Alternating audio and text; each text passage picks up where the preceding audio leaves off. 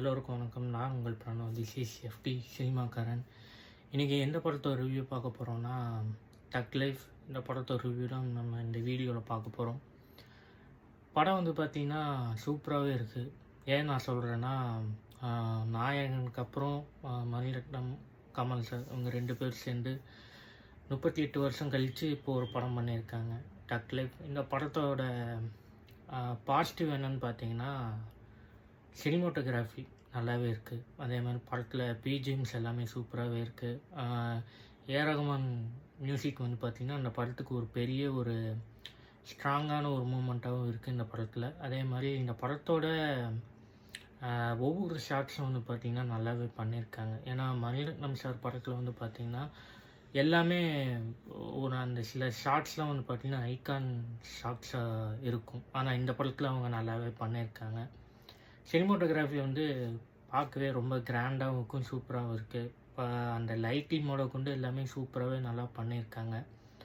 படத்தோட சில விஷயங்கள், ஸ்க்ரீன் ப்ளே எல்லாமே கதை வந்து பார்த்திங்கன்னா ரொம்ப பழைய கதை தான். நம்ம நிறையா படங்களை பார்த்து போன விஷயங்கள் எல்லாமே இந்த படத்தில் இருக்குது. அது எல்லா படத்தோட சாயலும் இந்த படத்தில் இருக்குது டக் லைஃப்பில். ஸோ படத்தோட கதை வந்து பார்த்திங்கன்னா ரொம்ப பழைய கதை தான். அதில் ஒரு சும்மா ஷார்ட்டாக மட்டும் சொல்லிடுறேன். இது வந்து முடிஞ்ச வரைக்கும் நான் ஸ்பாய்லர் இல்லாமல் நான் வந்து இந்த சொல்ல பார்க்குறேன்.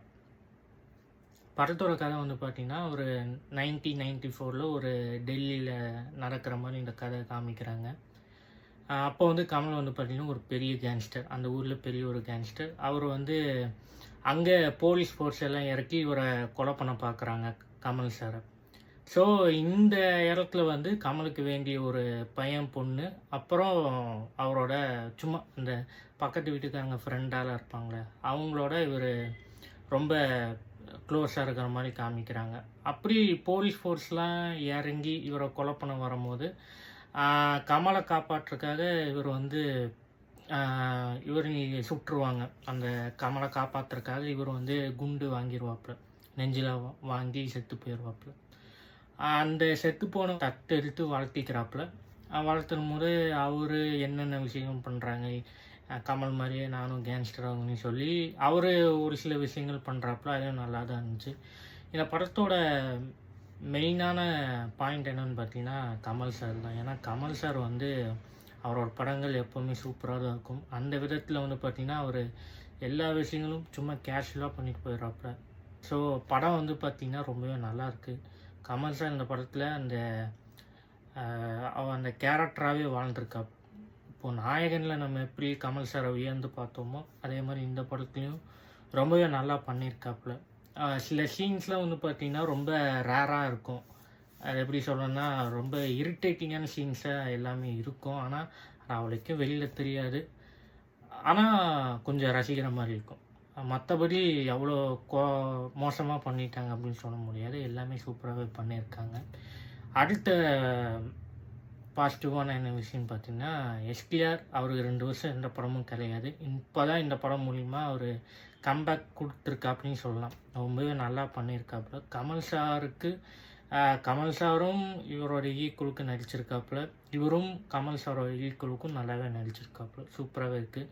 2 பேரும் அந்த ஆக்டிங்லேயும் சரி, அவங்க சாதாரணமாக கேஷுவலாக பேசிக்குவாங்க. அந்த விஷயம் கூட பார்க்கவே ரொம்ப நல்லாயிருக்கும். ஸோ அந்த படத்தில் வந்து ஃபைட் சீக்வன்ஸ் எல்லாமே சூப்பராகவே இருந்துச்சு. ஏன்னா அன்பரியூ தான் இந்த படத்துக்கு ஃபைட் மாஸ்டர்ஸ். ஸோ நல்லாவே பண்ணியிருக்காங்க. மெயினாக அந்த படத்தில் வர கிளைமேக்ஸ் சீக்வன்ஸ் எல்லாமே செம்மையாக இருக்குது. அந்த கிளைமேக்ஸ் ஃபைட்டு தான் இந்த படத்தோட ஹைலைட்டு. ஸோ அந்தளவுக்கு நல்லாவே பண்ணியிருக்காங்க. படத்தில் வந்து பார்த்திங்கன்னா கமல் சாரோட கெட்டப்புக்கு நம்ம எல்லாருமே எதிர்பார்ப்போம். ஏன்னா யூஸ்வலாகவே அவரோட படங்கள் எல்லாமே கொஞ்சம் கெட்டப் அது மாதிரி போட்டிருப்பாப்புல.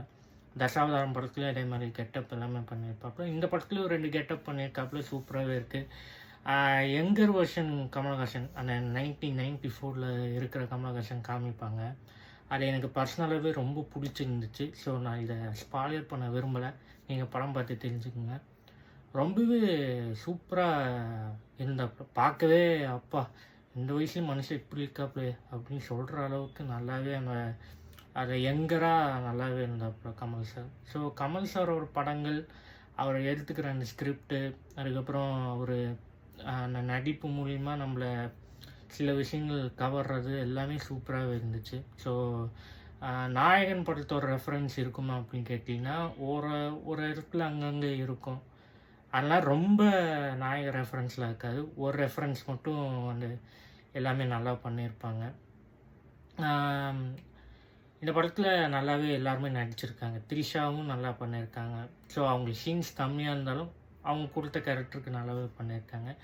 இந்த படத்தில் எஸ்டிஆர் அவரோட ரோல் வந்து நல்லாவே இருக்குது. ஏன்னா ஃபஸ்ட் ஹாஃப்லேயும் சரி செகண்ட் ஹாஃப்லேயும் சரி ரொம்பவே நல்லா பண்ணியிருக்காங்க. ஆனால் அவரோட கேரக்டர் இன்னும் நல்லா டெவலப் பண்ணியிருக்கலாம். ஸோ அதை எதனால் இந்த அளவுக்கு மட்டும் இருக்கட்டும் சொல்லி அவங்க கேரக்டர் எப்படி ப்ரெசென்ட் பண்ணாங்க தெரியல. ஸோ ஓகே, நல்லா தான் பண்ணியிருந்தாங்க. எஸ்டிஆரோட கேரக்டரும் சரி கமல் சாரோட கேரக்டரும் சரி நல்லாவே பண்ணியிருக்காங்க. படத்தில் இன்னொரு விஷயம் என்னென்னு சொல்லணுன்னா, அந்த பாட்டு கொண்டு எல்லாமே நல்லா இருந்துச்சு. ஜிங்கிச்சா அந்த பாட்டும் சரி, நிறையா சாங்ஸ் நல்லாவே இருந்துச்சு.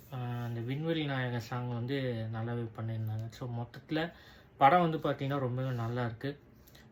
இதுக்கப்புறம் இவங்க எப்படி இந்த படத்தில் அவங்க 2 பேர்த்துக்கு என்னென்ன நடக்க போகுது, இந்த படமே வந்து பார்த்திங்கன்னா 2 பேர்த்துக்குள்ளே நடக்கிற ஒரு வார் தான். அதாவது சைலண்ட் வார் அப்படின்னு சொல்லுவோம்ல, அது மாதிரி அவங்க 2 பேர்த்துக்குள்ளே நடக்கிற அந்த கதை தான் இந்த டக் லைஃப்.